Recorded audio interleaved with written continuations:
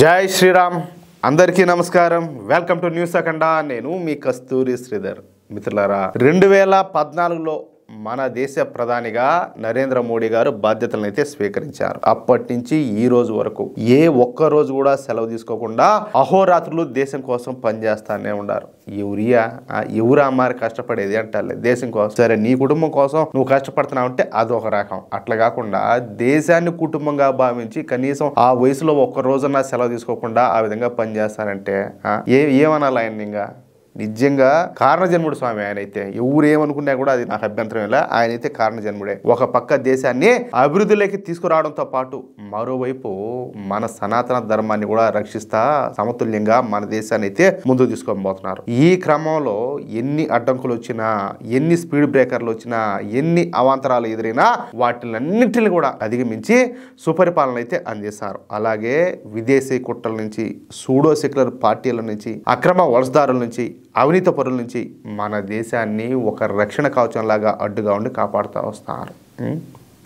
చూడండి, ఇప్పుడు వ్యతిరేకించే వాళ్ళు ఎంతమంది ఉన్నారు మన దేశంలో? దేశాన్ని వ్యతిరేకించే వాళ్ళు ఎంతమంది ఉన్నారు? హిందూ సమాజాన్ని వ్యతిరేకించే వాళ్ళు ఎంతమంది ఉన్నారు? భారతీయ జనతా పార్టీని కావచ్చు, నరేంద్ర మోడీ గారిని కావచ్చు, వ్యతిరేకించే వాళ్ళు ఎంతమంది ఉన్నారు? కోట్ల మంది ఉన్నారు. అన్నిటిని తట్టుకుంటూ వస్తాడు. దేనికోసం? మన దేశం కోసం. అలాగే కేవలం 11 సంవత్సరాలలో మన దేశ గౌరవాన్ని, కీర్తి ప్రతిష్టలను, మన సంస్కృతి సాంప్రదాయాలను, ఆచార వ్యవహారాలను ప్రపంచవ్యాప్తం చేశారు. అవునా కదా? మొన్న ఏదో మోడీ గారి ఒక వీడియోలు చెప్తా ఉన్నారు. ఇప్పుడు నమస్తే కూడా ఇంటర్నేషనల్ అయిపోయిందని చెప్పి చెప్తా ఉన్నారు. వాస్తవమే. ఇప్పుడు అమెరికా వాళ్ళు, ఇటలీ వాళ్ళు, ఫ్రాన్స్ వాళ్ళు కూడా నమస్తే చెప్తారు. మనకు సంబంధం లే, మనం లేము. వాళ్ళు వేరే దేశాల వాళ్ళతో కలిసినా కూడా నమస్తే అని చెప్తారు. ఇంకేం చెప్పాలా? ఆ విధంగా మన బ్రాండ్ ఇమేజ్ మారి పెంచేశారు మోడీ గారు. ఈ క్రమంలోనే మన ప్రధాని నరేంద్ర మోడీ గారు సూడో సెక్యులర్లకు ఒక పెద్ద షాక్ అయితే ఇచ్చారు. మొన్న దీపావళి పండుగను మనం అంతా కూడా సంతోషంగా జరుపుకున్నాం. కొంతమంది అయితే మామూలుగా పటాకులు కలిచే నల్లమందు వాసన రావాలా అటాడిది, కొంతమంది కడుపు మంట వాసన కూడా వచ్చింది నాకైతే. అవునా కాదా? ఈ దీపావళి సందర్భంగా నరేంద్ర మోడీ గారు దేశ ప్రజలను ఉద్దేశిస్తా ఒక బహిరంగ లేఖనైతే రాశారు. ఆ లేఖలో ఆపరేషన్ సింధూర్ గురించి ప్రస్తావించారన్నమాట. ఈ సందర్భంగా ఆయన మాట్లాడతా ఏది లేఖ ద్వారా ఆపరేషన్ సింధూర్ సమయంలో భారత ధర్మాన్ని నిలబెట్టుకుంటూనే మనకు జరిగినటువంటి అన్యాయానికి ప్రతీకారం తీర్చుకునేది ఎవరు? మన భారతదేశం. మతం ఆధారంగా పాకిస్తాన్ తీవ్రవాదులు ఈ దాడులను అయితే నిర్వహించారు. కేవలం హిందువులను తుదముట్టించాలన్న తలంపుతోనే పాకిస్తాన్ తీవ్రవాదులు ఈ అఘాయిత్యానికి అయితే ఓడిగట్టినారు. అందుకే మనం ఆపరేషన్ సింధూర్ నిర్వహించినాం. మనం నిర్వహించినటువంటి ఆపరేషన్ సింధూర్కు శ్రీరాముడే స్ఫూర్తి. శ్రీరాముని ఆశీస్సులతోనే మనం ఆపరేషన్ సింధూర్ను విజయవంతంగా నిర్వహించినాం. శ్రీరాముల వారిని ఆదర్శంగా తీసుకునే మనం ఈ ఆపరేషన్ సింధూర్లో మన వైపు అతి తక్కువ నష్టం కలిగేలా ఈ ఆపరేషన్ సింధూర్ను నిర్విఘ్నంగా పూర్తి చేశాం. వాస్తవం కదా అన్నమాట. అయితే ఇంకా ఆపరేషన్ సింధూర్ని అయితే పూర్తిగా ఆపేలా. అయోధ్యలో భవ్య రామ మందిర నిర్మాణం తర్వాత ఇది మనకు 2వ దీపావళి వేడుక. శ్రీరాముడు మనకు ధర్మాన్ని నిలబెట్టమని చెప్పేసి బోధించాడు. అన్యాయాన్ని ఎదుర్కోవడానికి ధైర్యాన్ని కూడా ఇచ్చాడు. దేశంలోని పలు జిల్లాల్లో ఈ నక్సలిజం, మావోయిస్టు ఉగ్రవాదాన్ని సమూలంగా నిర్మూలించడంతో మారుమూల ప్రాంతాలు సహా అనేక జిల్లాల్లో మొదటిసారిగా ఈ దీపావళి వెలుగులు అయితే వెలిగినాయి. ఈ నక్సలిజం అలాగే హింసను వదిలిపెట్టి జనజీవన స్రవంతలేకొచ్చి భారత రాజ్యాంగాన్ని స్వీకరించిన వాళ్ళందరికీ కూడా నా అభినందనలు. దేశానికి ఇది ఒక పెద్ద విజయం.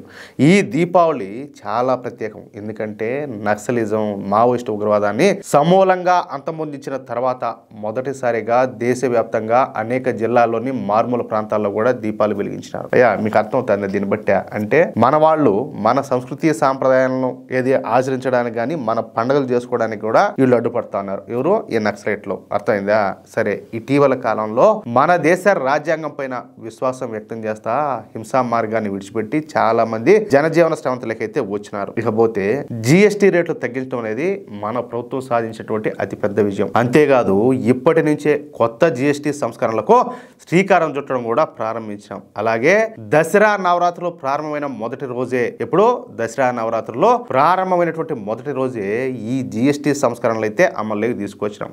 ఈ GST బడ్జెట్ ఉత్సవం సందర్భంగా దేశ ప్రజలంతా కూడా వేల కోట్ల రూపాయలు ఆదా చేస్తారు. అనేక రకాల సంక్షోభాలతో ప్రపంచ దేశాలన్నీ కూడా సతమతమైపోతా ఉంటే మన భారత స్థిరత్వానికి చిహ్నంగా మారింది.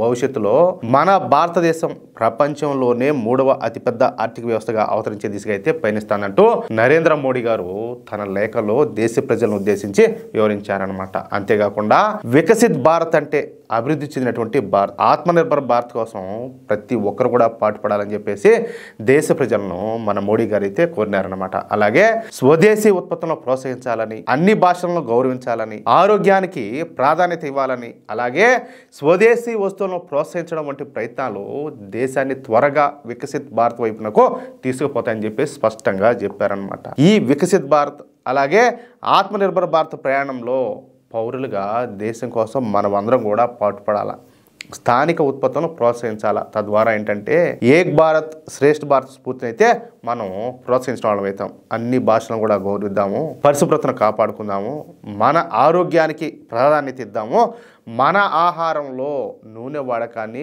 10% తగ్గిద్దామని చెప్పి కూడా ఆయన పిలుపునిచ్చారు. అలాగే మొత్తం మీద ఆ శ్రీరాముల వారే ఈ దేశాన్ని నడిపిస్తున్నారని చెప్పేసి మన ప్రధాని నరేంద్ర మోడీ గారు చెప్పకనే చెప్పినారు. తద్వారా ఏంటంటే ఈ సూడో సెక్యులర్లకు ఒక పెద్ద షాక్ ఇచ్చేటైంది అనమాట. ఎందుకంటే ఈ దీపావళి పండుగను చేసుకుంటా ఉంటే చాలా మంది ఒప్పుకోలే కదా, అదే పొల్యూషన్ అని చెప్పేసి. వీళ్ళ గుడిగాలు అసలు వీళ్ళకు పొల్యూషన్ అంటే ఎట్టుంటుందో కూడా తెలియదు. అంత సుఖమైన బతుకులు అనమాట, అంత శుద్ధపోసలేడు.